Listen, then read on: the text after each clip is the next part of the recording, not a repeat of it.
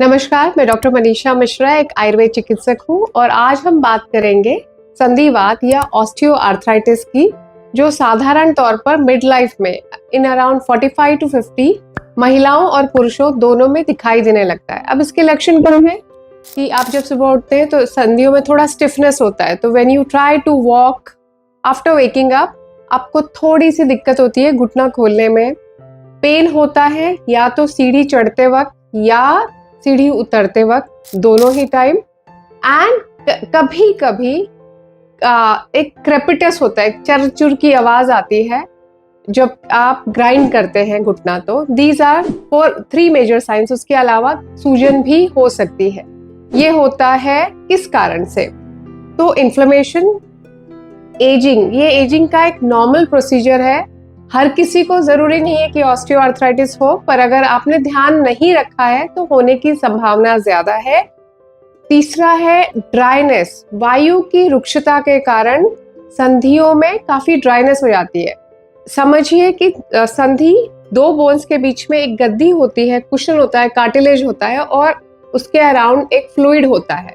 With as, inflammation और रुक्षता के कारण ये जो कार्टिलेज है इसमें वेयर एंड टेयर होने लगता है और वो पतला होता जाता है, जिसके कारण ये हड्डियां पास आ जाती हैं और आपस में घिस के इनमें दर्द शुरू हो जाता है।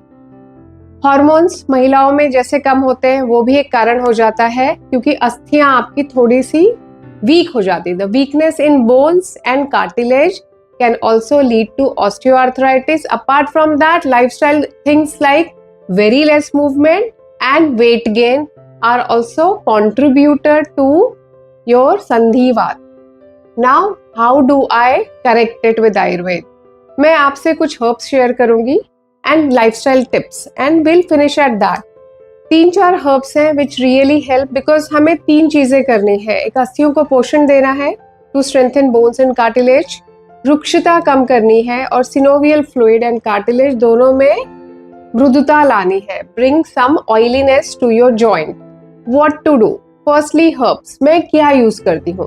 सबसे पहले शल्लकी, एक तरह का रेजिन है बड़े से पेड़ का और ये मधुर और शीत है। मधुर होने के कारण ये पोषण करता है जॉइंट्स का। It is well studied that it reduces inflammation and improves the cartilage health.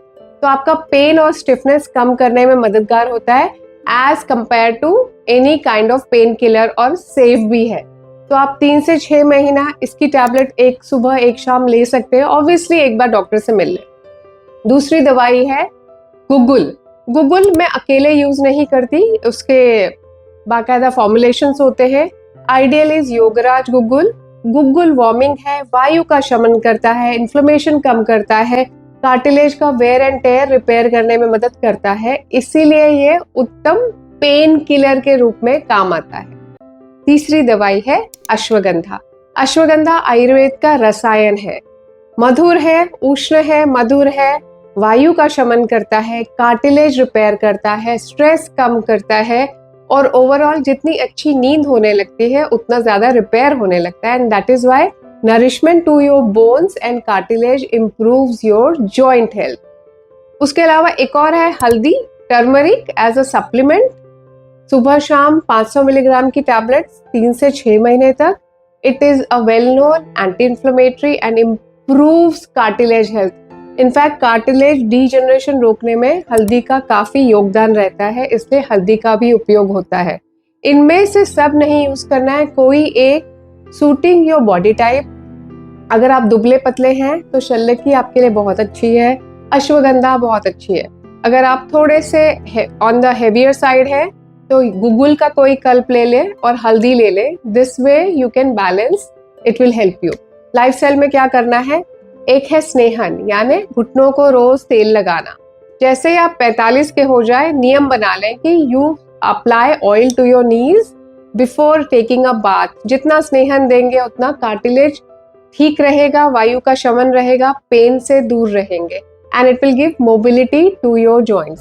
Second is some sort of exercise. It could be walking, simple brisk walking, jogging और cycling. Swimming also helps, but walking in water is more helpful in improving your joint health. These are simple ways to improve your joint oil कौन सा use करना है for स्नेहन? एक है महानारायण तेल, दूसरा है धन्वंतरी तेल। महानारायण, नारायण शतावरी को कहते हैं जो कि अस्थि पोषक और संधि को स्नेह देने वाला है, तो महानारायण तेल रियली इज यूजफुल। आपका अगर बहुत एग्रेवेटेड है, कार्टिलेज डैमेज ज्यादा है, तो आप सेल्फ मेडिकेट ना करें, पहले अपने डॉक्टर से मिले, अपने ऑर्थोपेड या Ayurvedic doctor, and they will guide you better. Diet में रेस्ट्रिक्शंस होते हैं, उसके बारे में हम अगले सेशन में चर्चा करेंगे। If you have liked the content, please hit the like button, share it with somebody who would want to know this, and you can always subscribe to my channel and ask for things which are related to Ayurveda.